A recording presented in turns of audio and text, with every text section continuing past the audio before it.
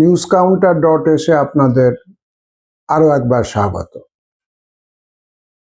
আপনারা হয়তো খেয়াল করে থাকবেন, প্রায় 1.5 মাস আগে আমি আমাদের এই প্রোগ্রামগুলোতে বলতে শুরু করেছিলাম, কেন্দ্রে বিজেপি সরকার নতুন করে চ্যালেঞ্জের মুখোমুখি হতে চলেছে as far people's mandate is concern.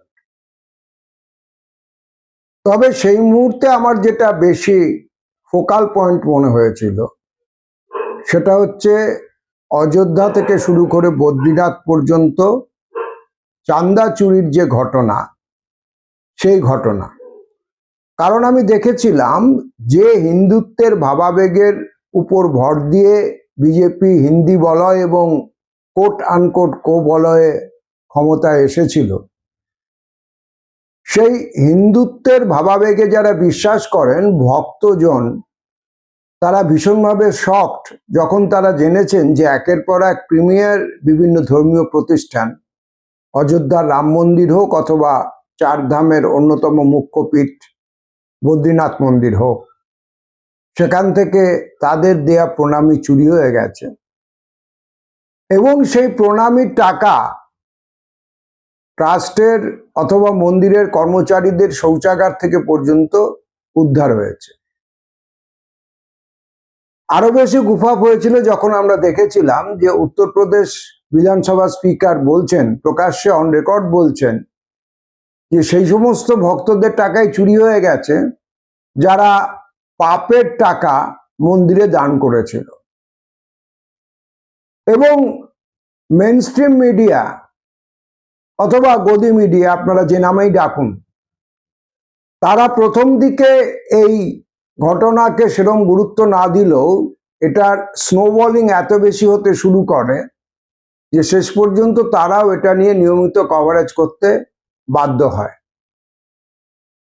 কিন্তু যেটা চ্যালেঞ্জটাকে আরো ট্রিগার অফ করে দিল সেটা মাননীয় প্রধান বিচারপতির যে মন্তব্য আজকের যুব প্রজন্মকে আরশোলার সঙ্গে তুলনা করে, এবং তারপরে দীপকে যখন ভারতীয় ককরোচ পার্টি বা ককরোচ জনতা পার্টি লঞ্চ করলো, সেটা খুব দ্রুত আগুনের মতো একটা বিক্ষোভের ঘৃতাহুতি দিল। এবং আজকে আপনারা দেখতেই পাচ্ছেন যে এই নতুন প্রজন্মের বিক্ষোভ, যে প্রজন্ম নিজেকে বিট্রেড ফিল করছে, আরশোলা বলে ডাকাটা একটা ট্রিগার পয়েন্ট ছিল মাত্র। খুব দীর্ঘদিন ধরে জমছিল বঞ্চিত প্রতারিত হতে হতে। আজকে তাদের বিক্ষোভের ধাক্কায় ধর্মেন্দ্র প্রধানের মতো হেভিওয়েট মন্ত্রীকে ইস্তফা দিতে হয়েছে। একের পর এক রাজ্যে ছাত্র আন্দোলনের ঢেউ ছড়িয়ে পড়েছে। পাটনা থেকে আহমেদাবাদ, আহমেদাবাদ থেকে ব্যাঙ্গালোর, আর আন্দোলন প্রত্যায়িত হওয়ার পরও গতকাল প্রয়াগরাজ, মানে যেটা সাবেক এলাহাবাদ, সেখানে বিশাল বিক্ষোভ মিছিল হয়েছে ছাত্রছাত্রীদের।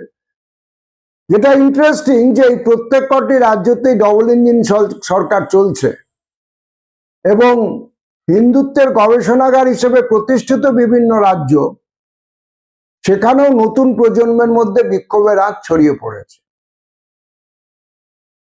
এখন একটা বিষয় যেটা বলবার, ইন্দিরা গান্ধীর 1977 সালে যে পতন, 71-72-এর গগনচুম্বী যে জনপ্রিয়তা, সেখান থেকে সেটাও কিন্তু শুরু হয়েছিল 73-74 সালে জয়প্রকাশ নারায়ণের ছাত্র আন্দোলনের হাত ধরে, যে ছাত্র আন্দোলন গুজরাট থেকে পাটনা পর্যন্ত ডানা মেলেছিল।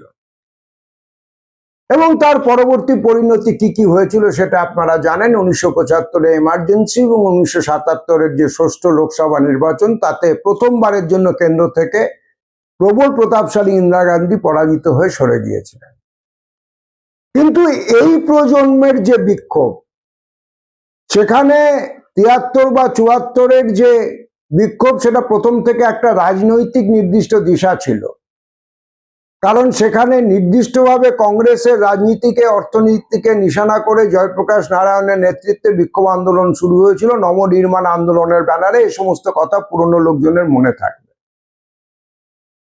কিন্তু এই যে আরশোলাদের আন্দোলন, সেই আন্দোলনের মূল চালিকা শক্তির জন্য কিন্তু কোনো জয়প্রকাশ নারায়ণ নেই। দীপকে বা অন্য যে কয়েকটি ছাত্রনেতার নাম শোনা যাচ্ছে, এদেরকে কেউ কোশ্মিনকালেও চিনত না। হঠাৎ ধূমকেতুর মতো তারা উঠে এসেছে, এবং এই উঠে আসাটা সম্ভব হয়েছে, যেটা আমি বারবার বলছি, যে there is a gathering storm within the new generation. আমাদের 17-18 থেকে 29 বছর যখন ছেলেমেয়েরা চাকরি খুঁজতে শুরু করে আমাদের তৃতীয় বিশ্বের মতো দেশগুলোতে, এখানে জব সিকিংটা একটু আর্লি শুরু হয়। বেকারত্বের হার এই মুহূর্তে 15% দাঁড়িয়ে আছে, যদিও সামগ্রিকভাবে অফিসিয়ালি বেকারত্বের হার এখন অব্দি 5.6। কিন্তু মূল যাদের হাতে চাকরি খুঁজছে, যারা চাকরি দরকার, সেখানে বেকারত্বের হারটা 15%। এটা আমি আমাদের আগের আলোচনায় বলেছি, আগের আলোচনাতে আরো বলেছি।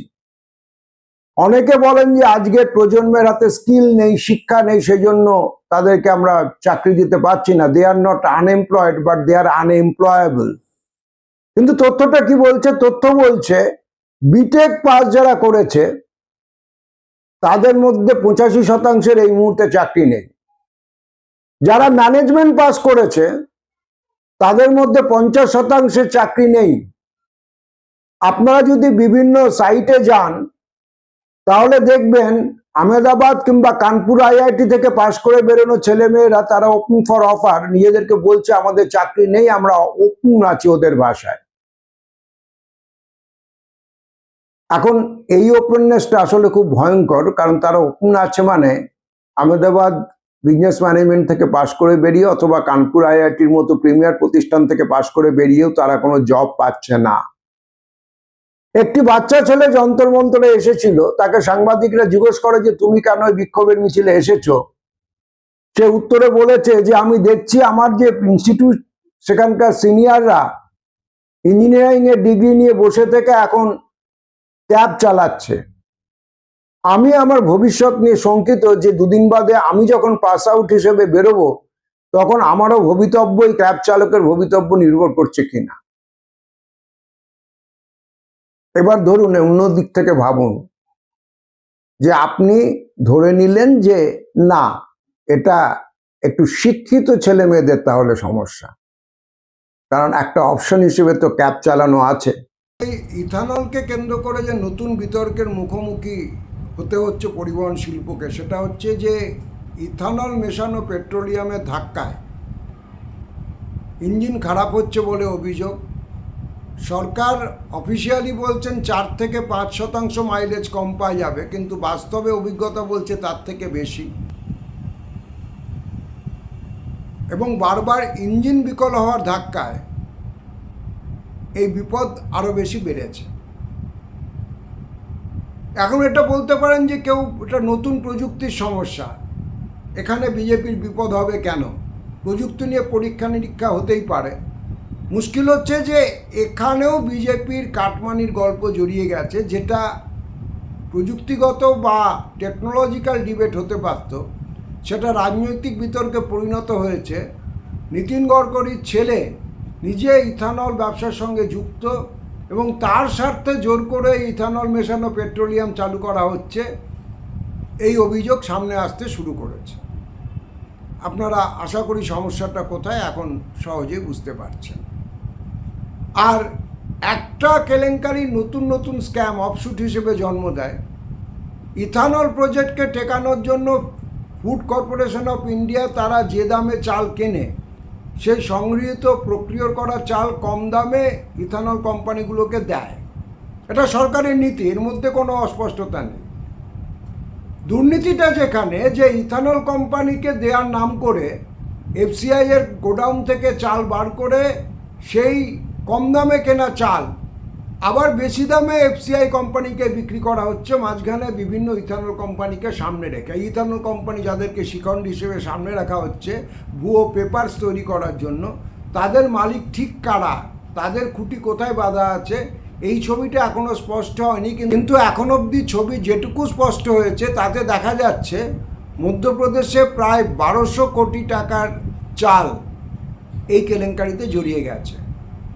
এবং এটা যদি কেলেঙ্কারির মডেল হয় তাহলে আপনি ভাবতে থাকুন যে আসলে অন্যান্য রাজ্যে যদি এই কেলেঙ্কারির মডেল রিপিট হতে থাকে, সাধারণত এই ধরনের স্ক্যামে যেটা হয়ে থাকে তাহলে ভলিউমটা কোথায় গিয়ে দাঁড়িয়েছে। অনেকে যে কারণে বলছেন যে ইথানল চাল কেলেঙ্কারি টিপ অফ দ্য আইসবার্গ বা হিমশৈলের চূড়া মাত্র।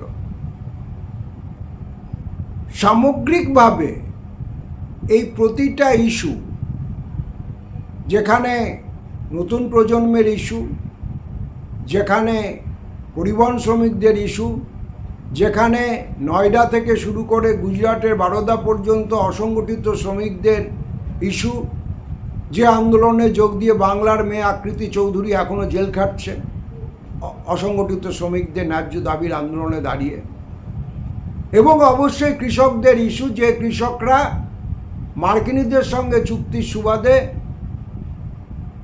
Two core of their confidence তারা মনে করছে যে তাদের এটা একটা বিপন্নতা তাদেরকে গ্রাস করছে।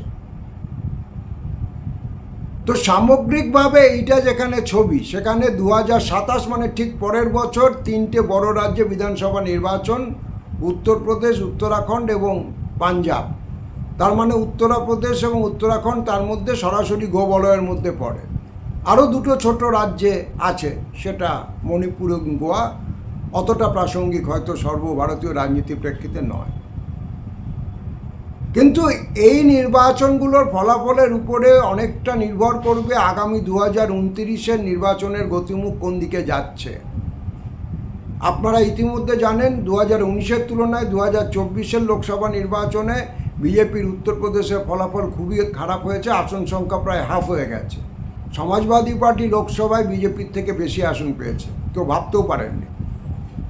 তো এই রকম একটা পরিস্থিতিতে, যেখানে সামনের বছর কার্যত এই 3টি রাজ্যে বিধানসভা নির্বাচন রাজনৈতিকভাবে লোকসভা নির্বাচনের জন্য সেমিফাইনাল, সেখানে বিজেপির সামনে চ্যালেঞ্জ দরজায় কড়া নাড়ছে, এটা বলা বাহুল্য। এখন যেটা দেখবার, সংঘ পরিবার এবং বিজেপি নেতৃত্ব তারা কিভাবে এই নতুন প্রজন্মের চ্যালেঞ্জ, কৃষকদের চ্যালেঞ্জ, শ্রমিকদের চ্যালেঞ্জ, পরিবহন শ্রমিকদের চ্যালেঞ্জ, যে চ্যালেঞ্জগুলো কোনো নির্দিষ্ট রাজনৈতিক দল থেকে নয়, বিভিন্ন পেশাগত, প্রজন্মগত, সামাজিক বর্গ থেকে উঠে এসেছে, সেটার মোকাবিলা করেন। আপনাদের কাছে যদি কোনো উত্তর থাকে আপনারা অবশ্যই আমাদের কমেন্ট বক্সে জানাতে পারেন। দেখা হবে পরবর্তী এপিসোডে। সকলে খুব ভালো থাকবেন।